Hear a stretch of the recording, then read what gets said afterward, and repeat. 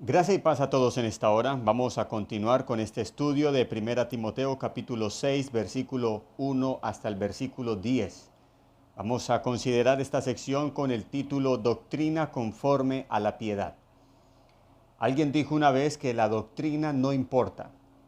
Esto es algo que replica mucho un motivador religioso, siempre dando a entender que la doctrina es como si fuera algo que impide al creyente ser un buen cristiano, un cristiano honesto, siempre dándole importancia solo a la práctica.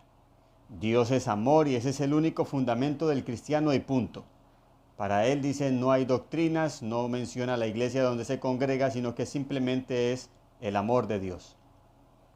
Esta carta, 1 Timoteo, es una enseñanza de la integridad de la doctrina y la piedad. La piedad depende de la doctrina y la doctrina tiene su validez en la piedad. Por cierto, estas dos palabras se repiten mucho en esta carta. La palabra doctrina se repite 8 veces, la palabra piedad se repite 10 veces. La palabra doctrina se repite más al principio de la carta, la palabra piedad más hacia el final. Y en esta sección es donde más se repite la palabra piedad, 3 veces en 8 versículos. El versículo 3, el versículo 5 y el versículo 6 del capítulo 6. Uno de los objetivos del apóstol Pablo cuando envió a Timoteo a Éfeso es este, capítulo 1, versículo 3. Como te rogué que te quedases en Éfeso cuando fui a Macedonia para que mandases a algunos que no enseñen diferente doctrina. Así que hay diferente doctrina, como también hay sana doctrina, como nos menciona en el versículo 10 al final, para cuanto se oponga a la sana doctrina. Como también hay doctrinas de demonios, menciona Pablo en el capítulo 4, versículo 1. Pero el Espíritu dice claramente que en los postreros tiempos algunos apostatarán de la fe escuchando a espíritus engañadores y a doctrinas de demonios. Como también hay buena doctrina, lo menciona Pablo en el versículo 6 de este capítulo 4. Si esto enseñas a los hermanos, serás buen ministro de Jesucristo, nutrido con las palabras de la fe y de la buena doctrina que has seguido. Ahora, el versículo 3 del capítulo 6, Pablo inicia diciendo, si alguno enseña otra cosa y no se conforma a las sanas palabras de nuestro Señor Jesucristo y a la doctrina que es conforme a la piedad, si alguno enseña otra cosa, ¿qué otra cosa? La sección anterior finaliza Pablo diciendo, en el capítulo 6, versículo 1 y 2, al final dice, esto enseña y exhorta. Todo lo dicho anteriormente con respecto a la piedad ha sido allí especificado por Pablo como lo que se debe enseñar y exhortar. Esta carta, vuelvo y repito, es una carta de enseñanza de integridad de la doctrina y de la piedad. Y vamos a mirar por el contexto de esta carta lo que es la definición de la palabra piedad. El capítulo 2, versículo 10 inmediatamente nos da una definición. Sino con buenas obras, como corresponde a mujeres que profesan piedad. Allí inmediatamente podemos ver que la piedad es el reflejo de las buenas obras. Una mujer que profesa piedad es una mujer que refleja buenas obras. El capítulo 4, versículos 7 y 8 dice Pablo, desecha las fábulas profanas y de viejas, ejercítate para la piedad. Porque el ejercicio corporal para poco es provechoso, pero la piedad para todo aprovecha, pues tiene promesa de esta vida presente y de la venidera. Luego encontramos una especie de paréntesis, el versículo 9, 10 y 11. Y el versículo 12, ya Pablo allí es como si estuviera diciéndole a Timoteo cómo es ejercitarse para la piedad. Ninguno tenga en poco tu juventud, sino sé ejemplo de los creyentes en palabra, conducta, amor, espíritu, fe y pureza. Luego en el versículo 13 encontramos el ocuparse en la lectura, también es ejercitarse en la piedad, la exhortación y la enseñanza de las Escrituras. Y luego finaliza Pablo el versículo 15 diciendo, ocúpate en estas cosas, en estas obras. Eso es ejercitarse para la piedad. Permanece en ellas, para que tu aprovechamiento sea manifiesto a todos. En el capítulo 5, versículo 4 también encontramos: pero si alguna viuda tiene hijos o nietos, aprendan estos primero a ser piadosos. ¿Qué significa ser piadosos? Recompensar a sus padres, porque esto es lo bueno y agradable delante de Dios. Ser piadoso es recompensar a sus padres, es hacer buenas obras, es ser un buen creyente, un creyente obediente. Luego el capítulo 6, el versículo 11, Pablo dice: mas tú, oh hombre de Dios, huye de estas cosas y sigue la justicia, la piedad, la fe, el amor, la paciencia, la mansedumbre. Así que la piedad, por definición de contexto, es la vida práctica del creyente, una vida obediente, una fe con obras. La piedad en su etimología es una palabra compuesta por eu, que significa bien, y sebomai, que significa ser devoto. La palabra piedad significa aquella característica o un creyente que tiene una vida caracterizada por una actitud en pos de Dios o hacia Dios. Y este creyente hace aquello que le es agradable a Dios. Y esto es algo más sencillo y práctico de lo que los falsos maestros aquí en Éfeso querían enseñar. En el versículo 11 del capítulo 6, donde leímos, encontramos a la palabra piedad relacionada entre las virtudes que están dentro de lo que se conoce como el fruto del Espíritu Santo. Así que podemos decir que la piedad también es fruto del Espíritu Santo. Ahora, si solo nos quedamos en esto, caeríamos en lo que decíamos al principio.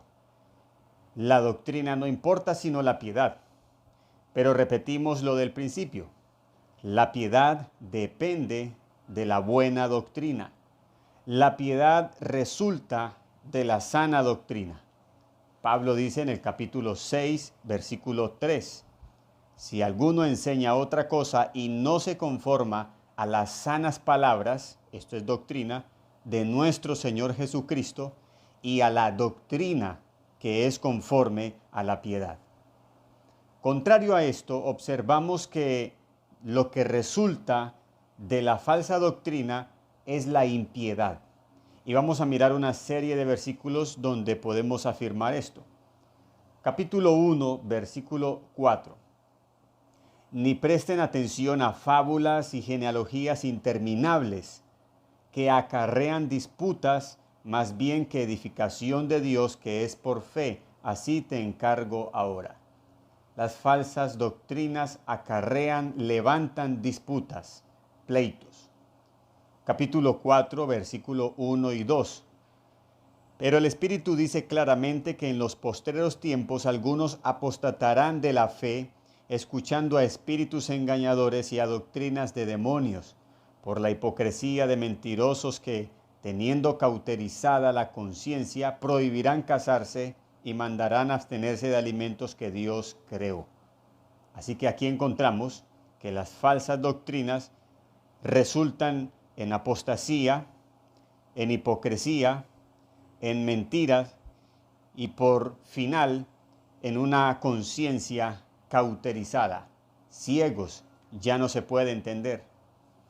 Luego el capítulo 6, versículo 3 al 5, donde es el texto, la sección que estamos considerando, Pablo dice: si alguno enseña otra cosa y no se conforma a las sanas palabras de nuestro Señor Jesucristo y a la doctrina que es conforme a la piedad, está envanecido, nada sabe y delira acerca de cuestiones y contiendas de palabras, de las cuales nacen envidias, pleitos, blasfemias, malas sospechas, disputas necias de hombres corruptos de entendimiento y privados de la verdad, que toman la piedad como fuente de ganancia.